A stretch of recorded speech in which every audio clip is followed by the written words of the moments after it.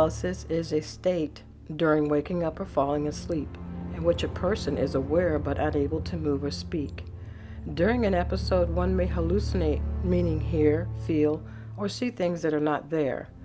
This often results in fear. Episodes generally last less than a couple of minutes. It may occur as a single episode or be recurrent. These are a few of my experiences, which are not based on fear, because once you are awoke and obtain the knowledge of what is going on in our world, you find that the plan to keep people separated is in every aspect of our daily lives. Everything is geared to keep us in the dark and afraid. Once you have no fear, they have no control.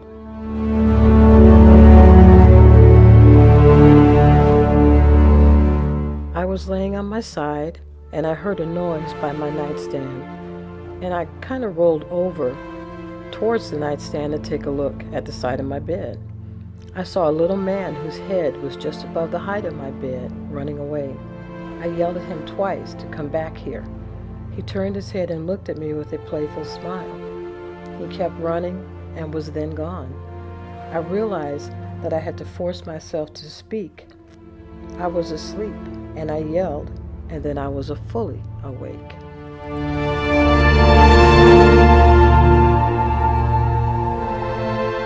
I awoke to taking a deep breath, but the reason I awoke was because of the pressure on my hip, and simultaneously someone or something blew in my ear. Even prior to this, I felt my astral body return. Then I felt the pressure on my hip and the blowing in my ear. I felt I was helped back to my body, to where I belonged. My granddaughter came running to me frantically with her arms up. I picked her up, and she was frightened, and I asked her what was wrong. And she was pointing to the corner of my room, and she kept saying, "There it is, there it is." When I looked in the corner, I saw a shadowy, smoky figure staring at us.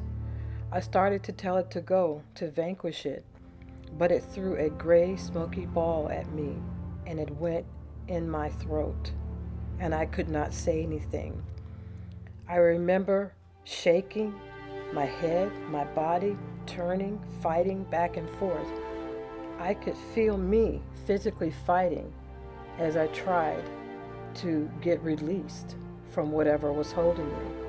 Finally, with the force I could muster, I expelled this smoky gray ball from my mouth and directed it back to this entity and said no in an extremely loud voice. When I awoke, I was sitting up and my right hand was outstretched from my body like I was actually throwing this fiery smoky ball at this entity. With the help of my spiritual seer, this dark entity was cleared from my space and sent back to the lower fourth dimension. This darkness had been around me for some time and was draining my energy. This one came from a prior relationship. You wonder why you can't seem to fully get rid of some people. They are called attachments for a reason.